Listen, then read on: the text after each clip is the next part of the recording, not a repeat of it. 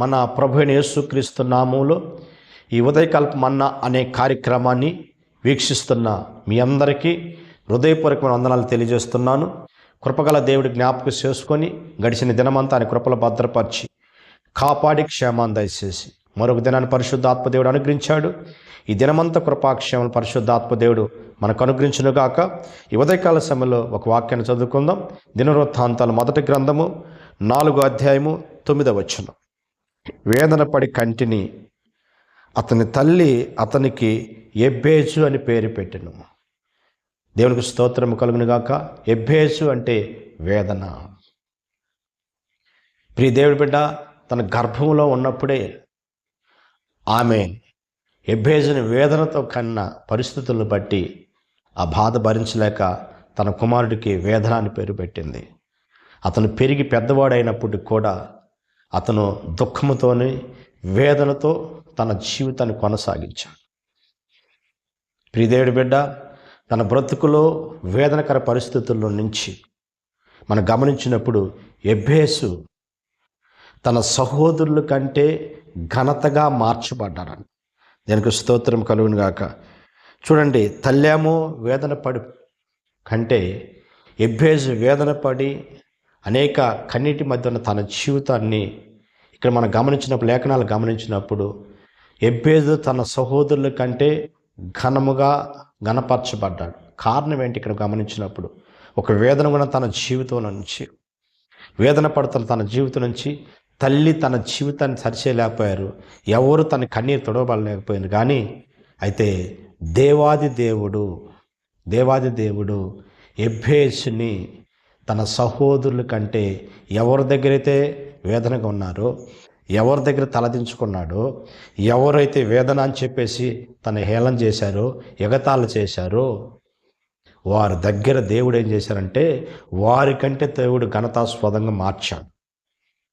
ఈ ఉదయకాల సమయంలో ప్రియ దేవుడి బిడ్డ, నీ జీవితంలో కూడా వేదన అనుభవిస్తున్నావా? నీ పితృల యొక్క శాపాన్ని బట్టో, నీ తల్లిదండ్రుల యొక్క శాపాన్ని బట్టో, లేదా నీ కలిగిన దాన్ని బట్టి ఈరోజు నీవు అనేక పోగొట్టుకొని వేదనను అనుభవిస్తున్నవేమో, శ్రమలు అనుభవిస్తున్నవేమో, అనేక కన్నీటి మధ్య నీ జీవితం కొనసాగుతూ నాకు విడుదల లేదా, ఈ వేదన తొలగిపోదా, ఈ సమస్య నుంచి నేను విడుదల పొందుకోలేనా అని చెప్పేసి ఒకవేళ ఈ ఉదయకాల సమయంలో ఒకవేళ వేదనతో కన్నీటి మధ్య ఏది అడుగుపెట్టిన నీ జీవితంలో అది కన్నీరుగా మయంగా మార్చబడుతుందేమో, అడుగుపెట్టింది ప్రతిదీ ఎదురవుతుందేమో, నష్టం జరుగుతుందేమో, కోల్పోతున్నవేమో, ముందున్న భవిష్యత్తు, ముందున్న 2026 కూడా నా జీవితము ఈ వేదనతో అడుగుపెట్టాలా, ఈ సమస్యలను అడుగుపెట్టాలని ఒకవేళ కృంగిపోతున్న నీ జీవితంలో ఈ ఉదయకాల సమయంలో ఒక మంచి వార్త ప్రభు చెప్తున్నాడు. ఎబ్బేజు యొక్క వేదన తొలగించి తన సహోదరుల కంటే ఘనపరిచిన దేవుడు ఈ ఉదయకాల సమయంలో నీ జీవితాన్ని, నీ కుటుంబాన్ని, ఇదిగో నీ బిడ్డల్ని ఘనతాస్పదంగా నా దేవుడు మార్చబోతున్నాడు. అయితే వేదనగా ఉన్న ఎబ్బేజు యొక్క జీవితము తన సహోదరుల కంటే ఘనపరచడానికి గల కారణం ఏంటి అంటే, చూడండి, ఎబ్బేసు మరి యొక్క వేదనతో ఉన్నప్పుడు, బాధతో ఉన్నప్పుడు ఇశ్రాయేలు దేవుడి వైపు చూసి మొరపెట్టాడంట. దేవునికి స్తోత్రము కలుగును గాక. ప్రియ దేవుడి బిడ్డ, ఇశ్రాయేలు దేవుడు ఎవరు అంటే, మరి ఒకప్పుడు యాకోబు తన సహోదరుల మధ్య వచ్చిన ఒక గొడవ సమస్య వారి జీవితాన్ని చంపుకునే పరిస్థితుల్లోకి వచ్చి కొన్ని సంవత్సరాలు మామూలు ఇంటి దగ్గర ఉండి దేవుడు తను ఆశీర్వదించి పెట్టిన తర్వాత, దీవించిన తర్వాత మరలా నీవు వెళ్ళమని చెప్పినప్పుడు యాకోబు ప్రయాణమై వస్తున్నప్పుడు తన అన్న తనకు చేసిన కీడుని బట్టి, మరి ఎక్కడ తన అన్న చంపుతాడో, తన జీవితంలో ఏమైనా నష్టం జరుగుద్దో అని భయపడి వేదనతో దేవుని యొక్క సన్నిధిలో ఆ రాత్రి అంతా పెనుగులాడినప్పుడు, ప్రియ దేవుడి బిడ్డ, ప్రభు అంటాడు, ఇది వదులు, నేను వెళ్ళాలి అంటే ఆయన పాదాలు పట్టుకుంటే వదలక దేవుని యొక్క పాదాలు అలానే పట్టుకొని ఒక పట్టుదల కలిగి ప్రార్థన చేశాడు. పట్టుదల కలిగి ప్రార్థనలో నిలబెట్టాడు. ప్రభు యొక్క పాదాలు వదలలేదు. ప్రభు తొడగూటి మీద తన్నినా కూడా ప్రభు పాదాలు వదలక, నువ్వు ఆశీర్వదిస్తే కానీ నీ పాదాలు వదులుతానయ్యా, నీ దీవిస్తే కానీ నీ పాదాలు వదులుతాను ప్రభు అని చెప్పేసి ప్రభుసంలో యాకోబు మొరపెట్టినప్పుడు, యాకోబు కన్నీరు పెట్టినప్పుడు, యాకోబు యొక్క ప్రభు యొక్క పాదాలు పట్టుకున్నప్పుడు ఆ పట్టుదల గల ప్రార్థన ప్రభు ఆలకించి, చూడండి ఇక మీదట నీవు యాకోబు కాదు ఇశ్రాయేలువి అని చెప్పేసి ప్రభు పేరు పెడుతున్నాడు. కనుక ప్రియ దేవుడి బిడ్డ, ఎప్పుడైతే యాకోబు ఇశ్రాయేలుగా మార్చబడ్డాడో తన సహోదరుల మధ్య ఒక ఐక్యత, సమాధానం కలిగింది. కనుక యెబ్బేజు కూడా యాకోబు యొక్క జీవితాన్ని చూశాడు. యాకోబు యొక్క పరిస్థితిని చూసి మరి యొక్క యాకోబు యొక్క జీవితాన్ని మార్చిన ఇశ్రాయేలుగా మార్చిన దేవుడు నా జీవితాన్ని కూడా మార్చగల దేవుడు అని చెప్పేసి ప్రభు సన్నిధిలో యెబ్బేజు యాకోబు దేవునికి మొరపెట్టాడంట. ఈ ఉదయకాల సమయంలో ప్రియ దేవుడి బిడ్డ, నీవు దేవుని యొక్క సన్నిధిలో మొరపెట్టగలిగితే, దేవుని యొక్క సన్నిధిలో కన్నీరు పెట్టగలిగితే, చూడండి ఏమని మొరపెడుతున్నాడు, నువ్వు నిశ్చయంగా ఆశీర్వదించి నా సరిహద్దులు విశాలపరచుము. దేవునికి స్తోత్రము కలుగును గాక. చూడండి ఒక ధైర్యం వచ్చింది తన జీవితంలోకి. ఈ దేవుడు ఖచ్చితంగా నిశ్చయంగా ఆశీర్వదించి నా సరిహద్దులు విశాలపరిచే దేవుడు అని ప్రభువులో ప్రార్థన చేస్తున్నాడు. ప్రభువులో మొరపెడుతూ ఉన్నాడు.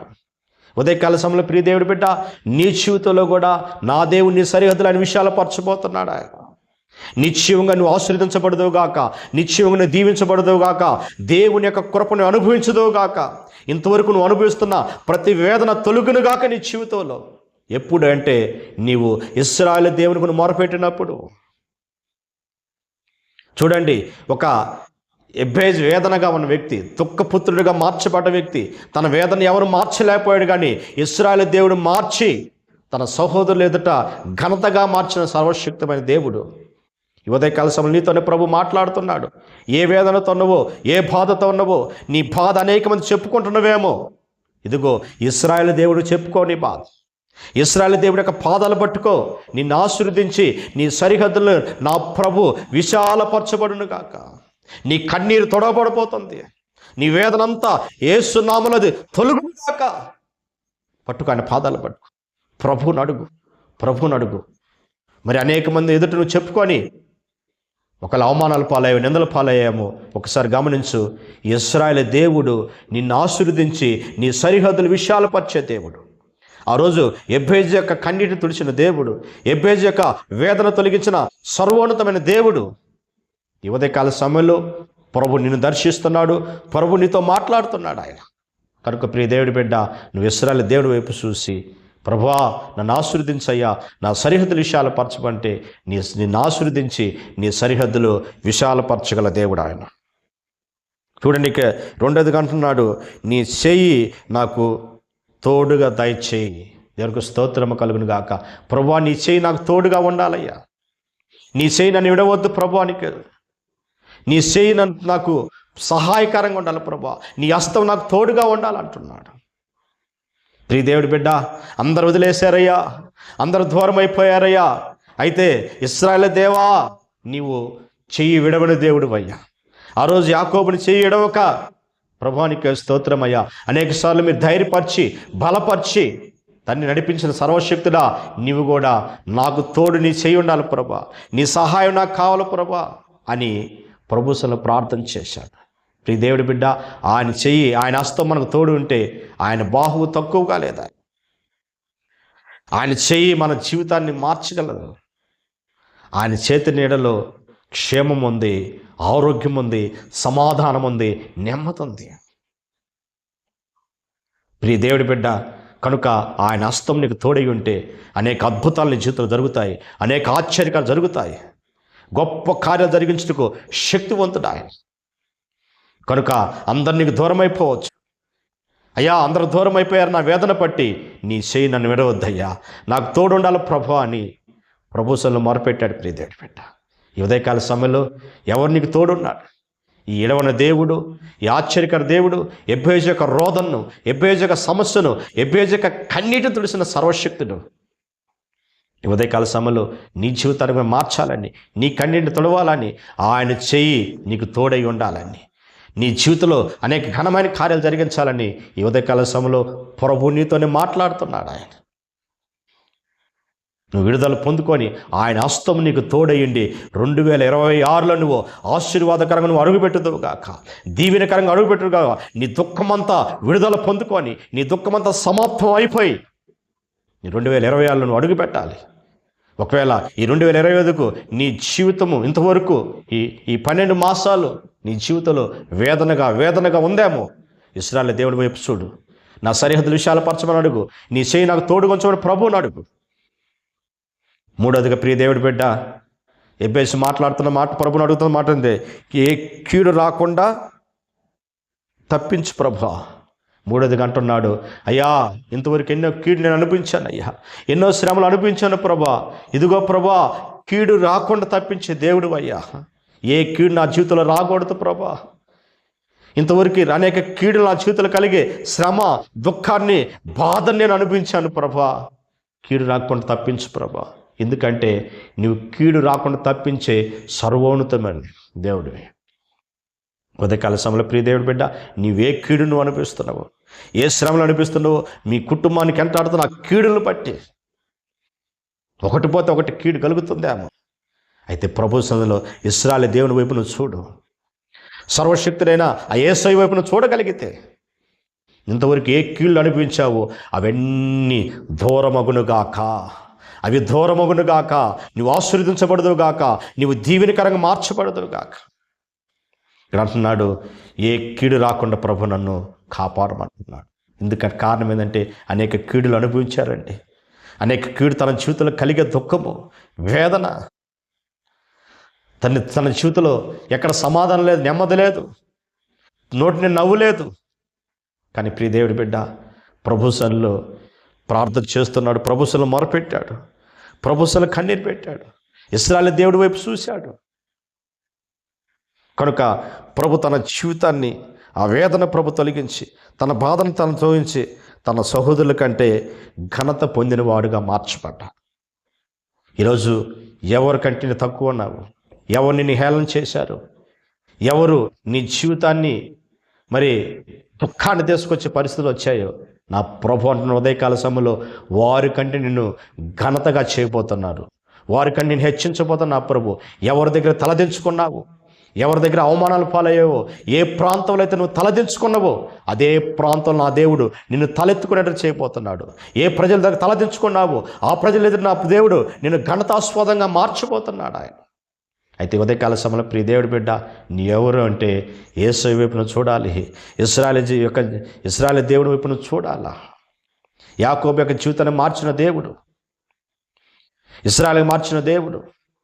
ఇదిగో ఎబ్బేజు యొక్క వేదన తొలగించి, తన సహోదరులను ఘనపరిచి, తన సరిహద్దులు విశాలపరిచి, తను ఆశీర్వదించి, ఏ కీడు రాకుండా కాపాడిన సర్వోన్నతుడు నీ జీవితంలో కూడా నిన్ను ఆశీర్వదించి, నీ సరిహద్దులు విశాలపరిచి, నీకే కీడు రాకుండా కాపాడునుగాక. ప్రార్థన చేసుకుందాం. పరిశుద్ధుడా, జీవాధిపతి, స్తోత్రాలు స్వామి. తండ్రి, ఎబ్బేజ్ ప్రభా తన సహోదరుల కంటే ఘనత పొందినవాడని చెప్తున్న ప్రభా నీకే స్తోత్రాలు స్వామి. అయ్యా ఉదయకాల సమయంలో ప్రభా నీకే స్తోత్రాలు అయ్యా. అయ్యా ఎబ్బేజ్ ప్రభా తన తల్లి వేదన అని పేరు పెట్టినప్పటికీ నా తన్నికి స్తోత్రాలయ్యా. తన పేరుని మార్చిన తన్నికి స్తోత్రాలు స్వామి. అయ్యా ఘనుడుగా మార్చిన దేవానికి స్తోత్రాలు స్వామి. ఈ ఉదయకాల సమయంలో ఎబ్బేజులాగా ఎందరైతే వేదన పడుతూ ఉన్నారో ప్రభా, ఎందరో ప్రభు దుఃఖంలో ఉన్నారు నా తన్నికి స్తోత్రాలయ్యా. వారు దుఃఖాన్ని తొలగించిన తండ్రి నాట్యంగా మార్చి కృప చూపించిన తన్నికి స్తోత్రాలయ్యా. వారిని ఆశీర్వదించండి అయ్యా. వారి సరిహద్దులు విశాలపరచు ప్రభా నీకే స్తోత్రాలయ్యా. అదేవిధంగా ప్రభా నీకే స్తోత్రాలు స్వామి. యేసయ్యా వారికి ఏ కీడు కుటుంబాలు కలగకుండా ప్రభా సమస్త విడిపించి నీ నామాన్ని ఘనపరచుకోమని యేసు నామములో అడుగుతున్న పరమ తండ్రి.